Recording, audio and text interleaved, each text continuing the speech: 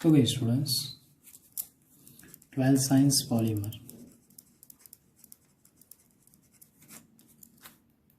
कल हमने discuss last lecture में की थी नाइलॉन 6 के बारे में और टेरेलिन के बारे में। वो दोनों इंपॉर्टेंट थे, आपने होमवर्क में लिखे होंगे या प्रिपेयर भी किए होंगे। ओके, अब हम डिस्कस कर रहे हैं नाइलॉन 6 के बारे में। व्हाट इज़ नाइलॉन 6, कैसे बनता है, कैसी रिएक्शन होती है। तो नाइलॉन 6 के मोनोमर के बारे में सबसे पहले आपको जानना ज़रूरी है। तो उसके मोनोमर का नाम है कैप्रोलैक्टम। कौन सा मोनोमर है? कैप्रोलैक्टम। उसकी प्रोसेस बहुत ही सिंपल होती है। सबसे पहले आपको क्या करना है, तो कैप्रोलैक्टम लेना है। उस कैप्रोलैक्टम की किसके साथ रिएक्शन करवानी है? H2O। उस H2O की प्रेजेंस में उनका क्या होगा, तो हाइड्रोलिसिस होगा। हाइड्रोलिसिस होने की वजह से आपको क्या मिलेगा? एमिनो एसिड मिलेगा। उस एमिनो एसिड की आप वापस किसके साथ रिएक्शन कराओगे? कैप्रोलैक्टम के साथ। और उसी कैप्रोलैक्टम के साथ आपको लास्ट में क्या मिल जाएगा? नाइलॉन 6 मिलेगा। तो ये पूरी सिंपल प्रोसेस है, 2 या 3 स्टेप में आपकी कंप्लीट हो जाएगी। आप एंड टाइम तक भी रिपीट कर सकते हो। बट इसको नाइलॉन 6 ही क्यों बोलते हैं, वो मुझे क्वेश्चन है। तो याद रखना है, कैप्रोलैक्टम के जो भी आपने मोनोमर लिया उसके अंदर कितने कार्बन होते हैं? 6 कार्बन होते हैं। और वही 6 कार्बन आपके क्या होते हैं? रिपीटिंग यूनिट में आएगी। इसीलिए उसका नाम कौन सा बन गया? नाइलॉन 6। ये यहाँ पे सेल्फ कंडेंसेशन पॉलीमराइजेशन कर रही है। अब कैसे कर रही है, तो पहले उसके स्ट्रक्चर की बात कर लेते हैं। तो सबसे पहले आपको CuONH तो याद ही होगा।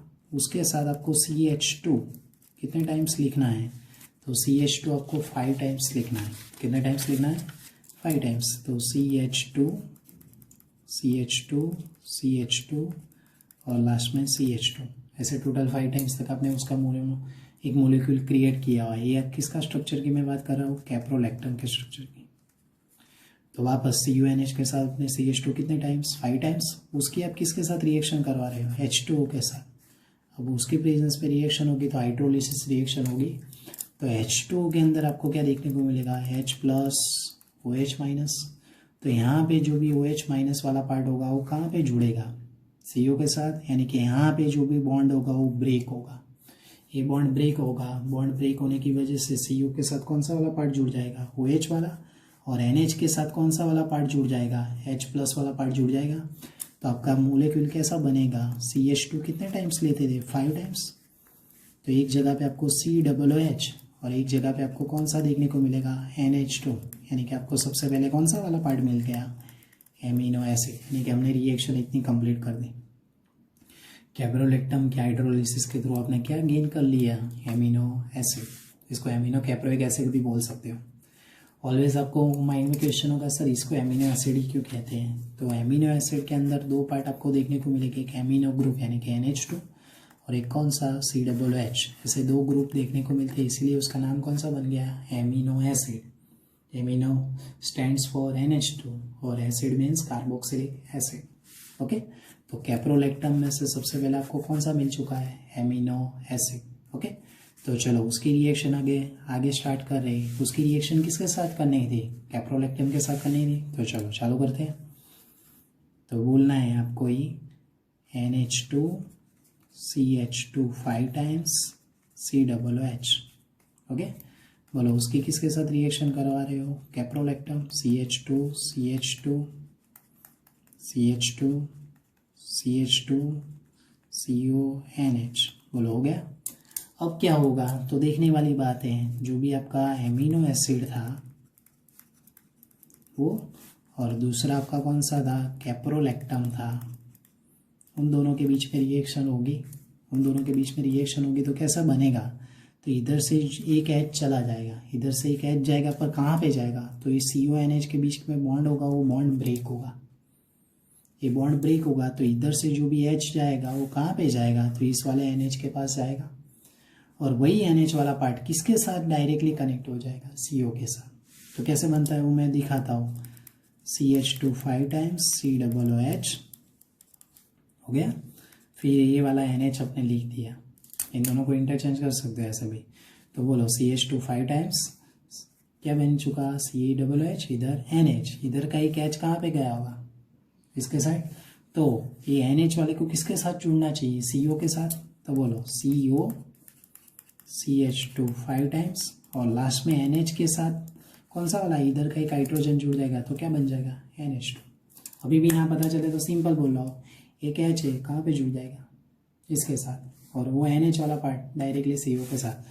तो आप लोग देख सकते हो COOH CH2 5 NH, NH के साथ वापस CO ये वाला, फिर CH2 5 NH2। तो आपको बीच में कहीं पे यहाँ पे देखो CONH, यानी कि कौन सा ग्रुप देखने को मिल रहा है, एमाइड ग्रुप देखने को मिल रहा है।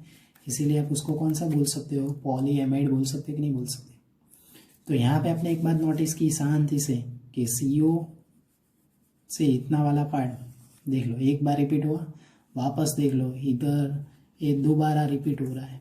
तो ऐसे एंड टाइम तक आपका चलता रहेगा, तो एंड टाइम तक चलते रहेगी। इसीलिए आपको अगर मुझे नाइलॉन 6 के बारे में लिखना हो तो उसका स्ट्रक्चर मैं कैसे लिख सकता हूँ, तो याद रखना है C डबल बॉन्ड O, फिर CH2 5 टाइम्स और NH, इतना वाला पार्ट एंड टाइम तक आपका रिपीट होता रहेगा। तो देख लो मैंने नाइलॉन 6 की डेफिनेशन बोली थी, तो उसके अकॉर्डिंग ये है, उसके अकॉर्डिंग कैसे है, तो आप देख सकते हो नाइलॉन 6 ही क्यों, क्योंकि 5 और 1 6 कार्बन रिपीट हो रहे बार बार, तो इसीलिए आपको उसको नाइलॉन 6 बोल सकते हो। तो नाइलॉन 6 की प्रॉपर्टीज़ में आपको एक बात और पता चल गई, कौन से क्लास का आएगा, पॉलीएमाइड क्लास होगा। दूसरी उसकी बात करने जाए तो जनरली रिपीटिंग यूनिट में कौन सा ग्रुप रखता है, CONH ग्रुप रखता है। तीसरी बात करने जाएगी वो कौन से पॉलीमर टाइप लग रहे हैं, तो लीनियर पॉलीमर। चौथी बात तो आप लोगों को पता ही है कि ये सारे के सारे कौन से हो गए, थर्मोप्लास्टिक पॉलीमर हो गए। ओके, और जनरली उनकी बात करने जाएंगे तो ये जो भी फाइबर्स हो गए, फाइबर्स कैसे हो गए, वेरी स्ट्रॉन्ग फॉर्म में होंगे।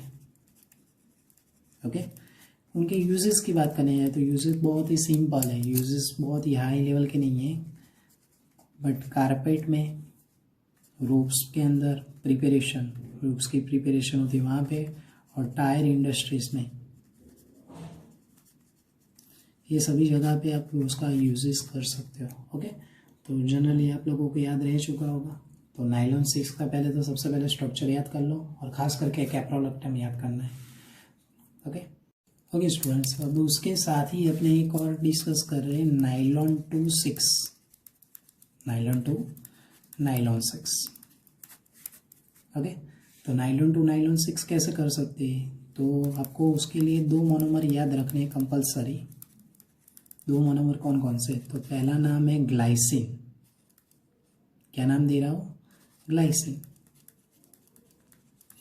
ग्लाइसिन का स्ट्रक्चर कैसा होगा, तो CH2 COOH और इधर NH2, ये भी one type of amino acid ही है। ओके, सेकेंड वन की मैं बात कर रहा हूँ, तो सेकेंड वन कौन सा होगा, तो एमिनो कैप्रोइक एसिड। किसकी बात कर रहा हूँ, एमिनो कैप्रोइक एसिड, वो भी हम देख चुके हैं, NH2 CH2 5 times COOH। Okay, तो ये दोनों अपने जानते ही है, तो आपको याद रखना है, स्ट्रक्चर याद रह चुका। उन दोनों की आप क्या से रिएक्शन कराओगे, कंडेंसेशन रिएक्शन, तो कंबाइन हो जाएंगे। तो कैसे हो जाएंगे, तो सिंपल है, देख लेते हैं। NH2 CH2 COOH, ये किसका स्ट्रक्चर था, भूल गए, ग्लाइसिन। उसके कितने मोलिक्यूल्स लेने हैं, वैसे ही वैसे दूसरा कौन सा लेना है, NH2 CH2 5 times COOH। Okay, तो ये किसका स्ट्रक्चर था, एमिनो कैप्रोइक एसिड। अब इन दोनों के बीच में आप रिएक्शन कराओगे तो कौन सी रिएक्शन होगी, कंडेंसेशन रिएक्शन होगी, यानी कि कंडेंसेशन को पॉलीमराइजेशन होगा।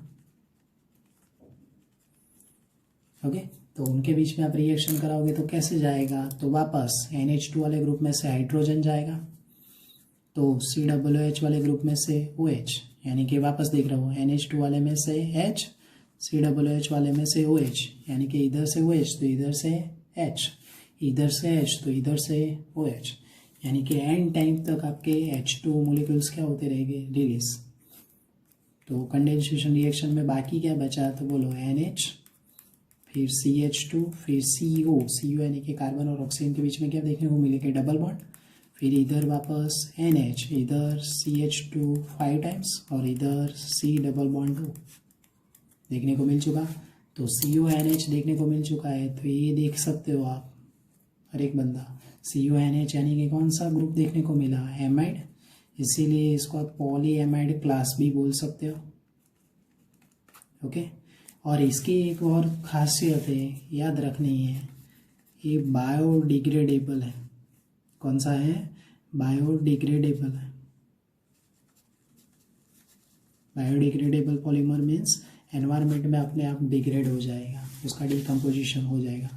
तो बोलो नाइलॉन 2 6 क्यों बोलते हैं, अभी आप लोगों को पता चल चुका होगा। इसके कितने कार्बन थे, 2, इसके कितने कार्बन थे, 6, और दोनों के दोनों आपको यहाँ पे रिपीट होने के मिलते हैं रिपीटिंग यूनिट में, इसीलिए आप उसको कौन सा नाम दे रहे हो, नाइलॉन 2, नाइलॉन 6।